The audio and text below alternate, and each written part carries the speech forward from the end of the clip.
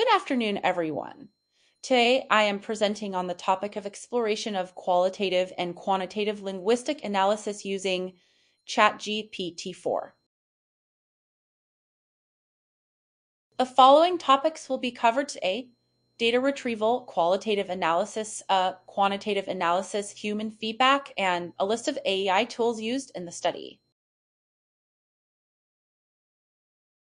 A first step in this study was data retrieval.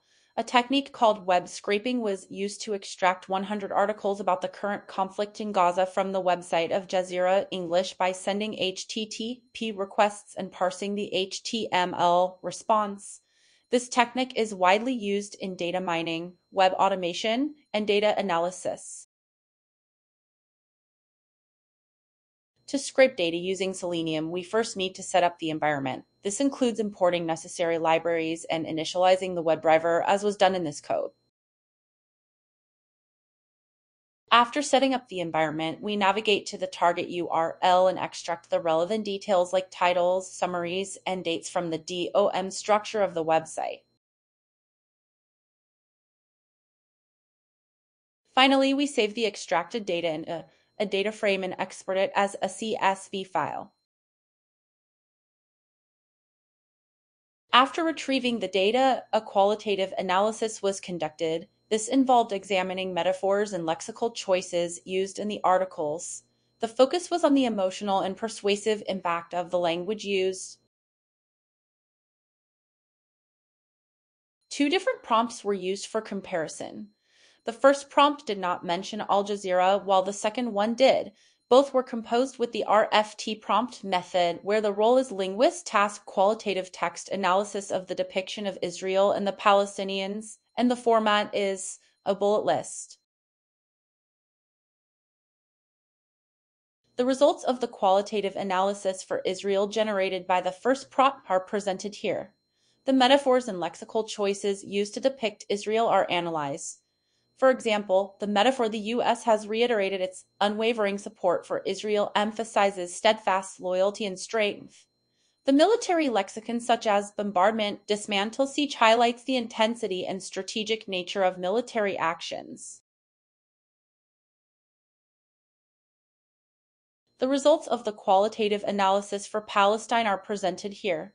The metaphors and lexical choices used to depict Palestine are analyzed. For example, the metaphor "a famine looming" in northern parts of Gaza suggests an impending and unavoidable disaster. The descriptive terms for suffering like newborns in incubators, elderly patients on oxygen evoke empathy by focusing on vulnerable populations affected by the conflict. Here, metaphors and lexical choices used to depict both Israel and Palestine are compared. The metaphors for Israel emphasize strength, defense, and technological prowess, while those for Palestinians highlight vulnerability, crisis, and aggression. Israel's lexicon focuses on positive terms and military language, reinforcing a narrative of defense and strategic action. In contrast, Palestinians' lexicon uses negative terms and descriptive suffering, emphasizing humanitarian crisis and victimhood. In the results of the qualitative analysis for Prompt 2, which mentioned Al Jazeera, the metaphors and lexical choices differ strongly in the case of Israel.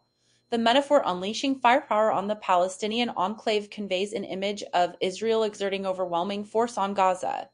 The phrase turning Gaza into a deserted island implies complete isolation and devastation of Gaza. The statement Israel's ironclad support from the U.S. portrays robust and unbreakable support from the U.S. The comparison between the two prompts reveals interesting insights. When Al Jazeera was not mentioned in Prompt 1, the tone towards Israel was generally positive. However, when Al Jazeera was mentioned in Prompt 2, the tone became more critical, highlighting aggression and international support. The metaphors for Israel shifted from emphasizing defense, support, and resilience to forceful imagery and isolationist rhetoric. The lexical choices also changed from more neutral or positive to including terms associated with casualties and destruction. Since Al Jazeera is generally pro-Palestinian, the second analysis is probably more accurate. However, without this keyword, the model could not detect it. Following the qualitative analysis, a quantitative analysis was conducted. This involved creating a word cloud to visualize the frequency and importance of words in the articles. To create a word cloud for linguistic analysis, several Python libraries were used. They are listed in the snippet on the left side. Preprocessing the text data is crucial for generating a meaningful word cloud. The preprocessing function included removal of the punctuation, lowercasing, tokenizing, and lemmatizing the corpus, as well as removing the stop words. After preprocessing the text data, the word cloud was generated and displayed with the code demonstrated in the snippet. And here is the result. Let us dive into its meaning. Gaza, this location is the focal point of the conflict, frequently mentioned in reports about bombings and humanitarian crises. Israel, one of the main parties in the conflict, often discussed in the context of military actions and political statements. Palestinian refers to the people of Palestine, highlighting their perspectives and the impact on their communities. Hamas, a key Palestinian political and militant group, often mentioned in discussions about rocket launches and political dynamics. Ceasefire indicates attempts to halt hostilities, evoking hope or skepticism about lasting peace. TAC connotes fear and justifies defensive actions prevalent in news about recent violence and security measures. Children evokes emotional responses about innocence and vulnerability, highlighting the tragic impact on young lives. Death emphasizes the human cost of the conflict, bringing attention to its severity and tragic outcomes.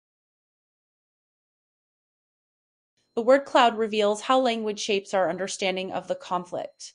The prominence and association of certain words can activate specific mental schemas or frames. For example, words like attack, violence, and death might activate a schema of threat and danger. Words like ceasefire and peace might activate a schema of resolution and hope. Finally, I would like to share my impressions on the performance of AI tools in the analysis of media articles. The positive impressions included faster code and text writing, useful generation of VBA code for creating presentations, and faster literature finding. However, there were also negatives. These included biased, superficial, and even incorrect analysis. For example, severe shortage was incorrectly identified as a metaphor. The prompts were not always correctly understood, leading to multiple frustrating rewrites. The results were often lacking creativity and originality, being boring and predictable. Moreover, I had an impression that AI discouraged me from independent and critical thinking, delivering me ready solutions. In conclusion, the study demonstrated the potential of using generative AI for linguistic analysis of media articles. While AI tools can provide technical and linguistic support, the analysis should still be conducted by humans to ensure accuracy and avoid bias. And last but not the least, the list of AI tools used for the study. The floor is now open for any questions. Thank you for your attention.